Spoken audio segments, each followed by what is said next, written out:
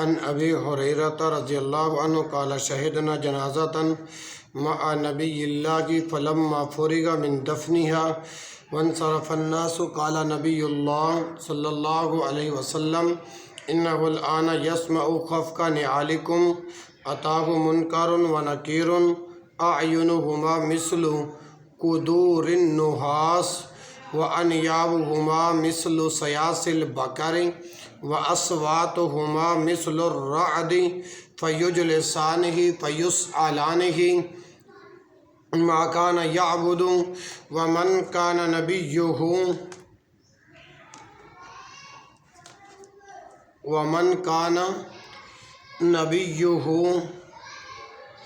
فإن كان ممن يعبد الله قال أعبد الله ونبي محمد صلی اللہ علیہ وآلہ وسلم جاءنا بالبینات والہدى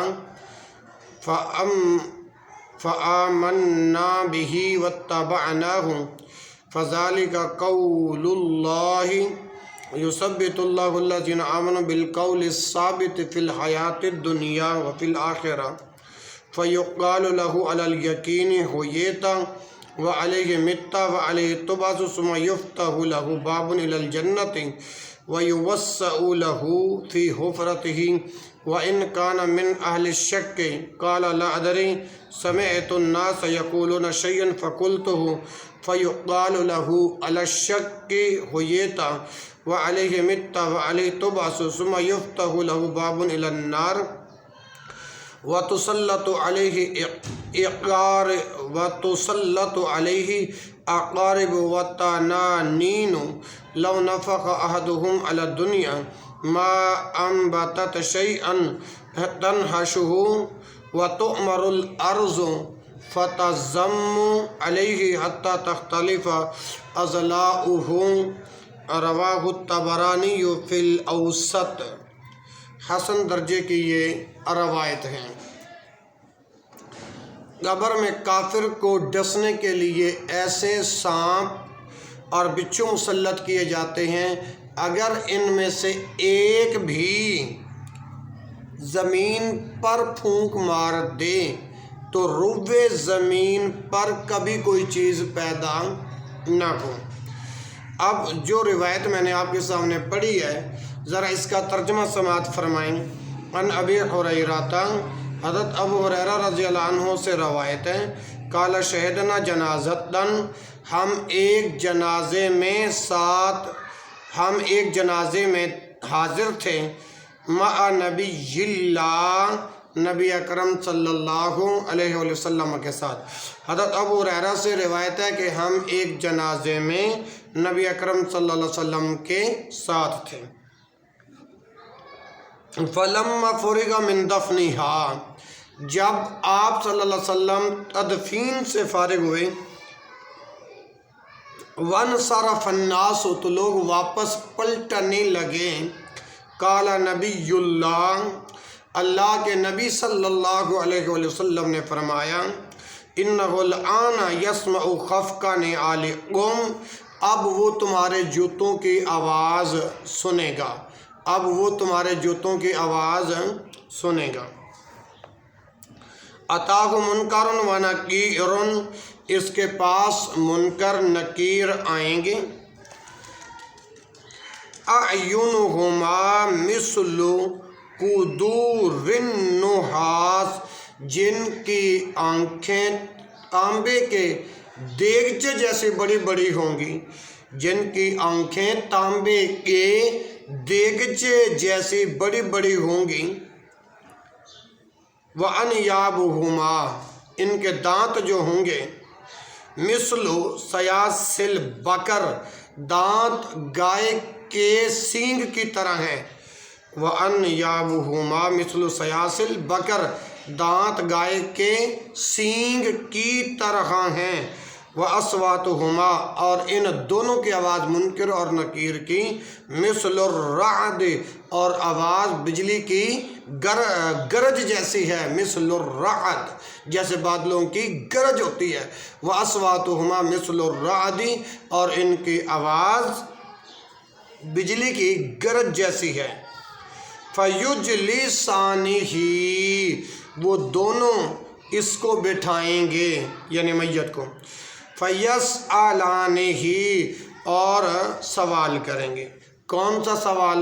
ما کان یعبد، وہ کس کی عبادت کرتا تھا، من کان ومن کان نبیہ، اس کا نبی کون تھا، فَإِن كَانَ مِمَّنْ يَعْبُدُ اللَّهَ، اگر وہ اللہ کی عبادت کرنے والوں میں سے تھا، قَالَ، تو کہے گا، اعبد اللہ، اعبد اللہ، میں اللہ کی عبادت کرتا ہوں، وَنَبِيِّ مُحَمَّدٌ صلی اللہ علیہ وسلم، اور میرے نبی محمد صلی اللہ علیہ وسلم ہے، جاءنا، آئے جو ہمارے پاس، بالبینات، نبوت کے واضح دلائل لے کر، والہدا، اور ہدایت لے کر آئے ہیں۔ کیا مطلب؟ جاءنا بالبینات والہدا، اللہ اکبر، اور میرے نبی حضرت محمد صلی اللہ علیہ وسلم ہیں جو ہمارے پاس نبوت کے واضح دلائل اور ہدایت لے کر آئے ہیں۔ فآمنا بہ، ہم آپ صلی اللہ علیہ وسلم پر ایمان لائے، واتبعناہ، اور آپ صلی اللہ علیہ وسلم کی پیروی کا یہی مطلب ہے۔ فذالک قول اللہ، اللہ تعالیٰ کے اس ارشاد کا مطلب، اللہ تعالیٰ کے اس ارشاد مبارک کا کون سا اللہ پاک کا ارشاد ہے؟ یثبت اللہ الذین آمنوا بالقول الثابت فی الحیات الدنیا وفی الآخرہ، یعنی اللہ تعالیٰ اہل ایمان کو ایک قول کے مطابق، ایک قول ثابت کے ذریعے، یثبت اللہ الذین آمنوا بالقول الثابت، قول ثابت کے ذریعے، فی الحیات الدنیا وفی الآخرہ، دنیا اور آخرت کی زندگی میں ثابت قدم رکھتا تھا۔ یثبت اللہ الذین آمنوا بالقول الثابت فی الحیات الدنیا وفی الآخرہ، یعنی اللہ تعالیٰ ایمان والوں کو ایک قول ثابت کے ذریعے دنیا اور آخرت کی زندگی میں ثابت قدم رکھتا تھا۔ سورہ ابراہیم آیت نمبر 27۔ فَيُقَالُ لَهُ، پھر اسے کہا جاتا ہے، عَلَى الْيَقِينِ، حُيِّيتَ، یقین پر تو زندہ رہا، وَعَلَيْهِ مِتَّ، یقین پر تیری موت ہوئی، وَعَلَيْهِ تُبْعَثُ، اور یقین پر ہی تو اٹھے گا، ثُمَّ يُفْتَحُ لَهُ بَابٌ إِلَى الْجَنَّةِ، اس کے لیے جنت کی طرف سے ایک دروازہ کھول دیا جاتا ہے، وَيُوَسَّعُ لَهُ فِي حُفْرَتِهِ، اس کی قبر جو ہے فراخ کر دی جاتی ہے، وَإِنْ كَانَ مِنْ أَهْلِ الشَّكِّ،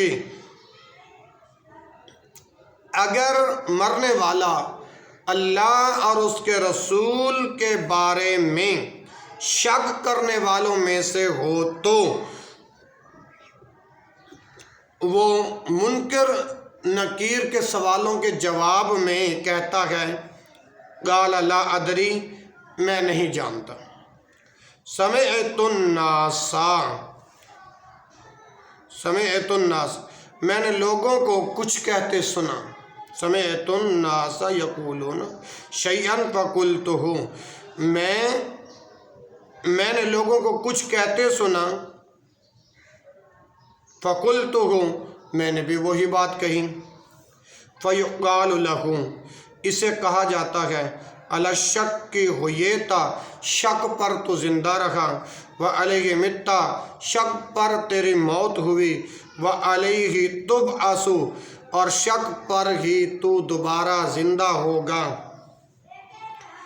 ثم یفتح لہ باب الی النار، پھر اس کے لیے جہنم کی طرف سے ایک دروازہ کھولا جاتا ہے، ثم یفتح لہ باب الی النار، پھر اس کے لیے جہنم کی طرف ایک دروازہ کھول دیا جاتا ہے، وَتُسَلَّطُ عَلَيْهِ أَقَارِبُ وَتَنَانِينَ، اور اس پر اس قدر زہریلے سانپ اور اقارب بچو مسلط کر دیے جاتے ہیں. اللہ میری توبہ.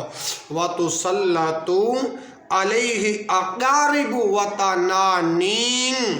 اللہ میری توبہ، اس پر اس قدر زہریلے بچھو اور سانپ ازدہے مسلط کر دیے جاتے ہیں.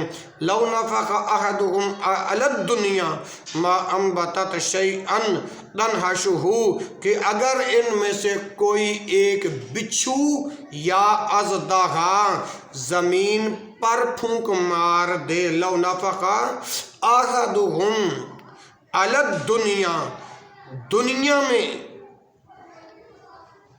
اگر ان میں سے کوئی ایک بچھو یا اژدہا زمین پر پھونک مار دے تو ما انبتت شیئا، تو کوئی چیز پیدا نہ ہو.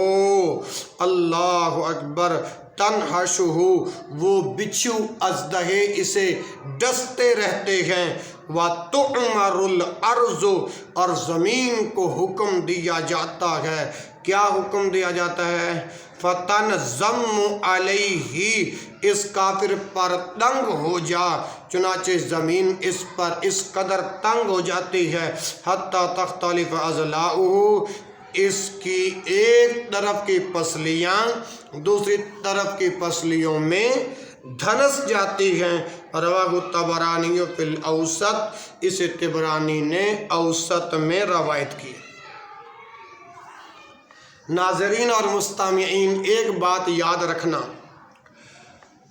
کہ جہنم میں بھی کافروں کو سانپوں اور بچھوؤں کے ڈسنے کا عذاب دیا جائے گا.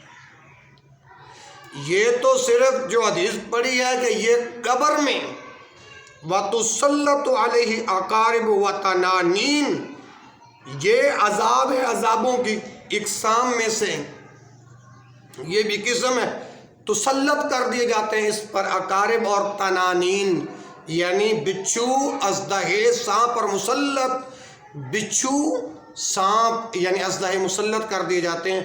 ان میں سے ایک بھی اگر رہتے دنیا تک یعنی زمین پر کوئی پھونک مار دے تو کوئی چیز نہ اگے.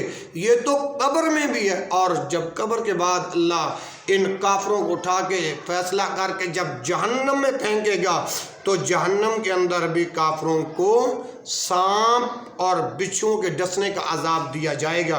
جہنم کے سانپوں کے بارے میں رسول اکرم صلی اللہ علیہ وسلم کا ارشاد مبارک ہے کہ وہ اونٹوں کے برابر ہوں گے، اور ان کے ایک مرتبہ ڈسنے سے جہنمی جو ہیں وہ 40 سال تک زہر اثر محسوس کرے گا. اللہ میری توبہ. اور بچھو کے بارے میں فرمایا وہ خچر کے برابر ہوگا. کس کے برابر ہوگا؟ خچر کے برابر ہوگا. اس کے ایک مرتبہ ڈسنے سے جہنمی 40 سال تک اس کا زہر محسوس کرتا رہے گا. احمد کے اندر یہ روایت موجود ہے. ہم اللہ رب العالمین سے دعا کرتے ہیں کہ مالک خالق رازق مجھے اور آپ کو عذاب قبر کی تمام اقسام سے محفوظ رکھے. سبحانک اللہم و بحمدک، اشہد ان لا الہ الا انت، استغفرک و اتوب الیک، وآخر دعوانا ان الحمد للہ رب العالمین.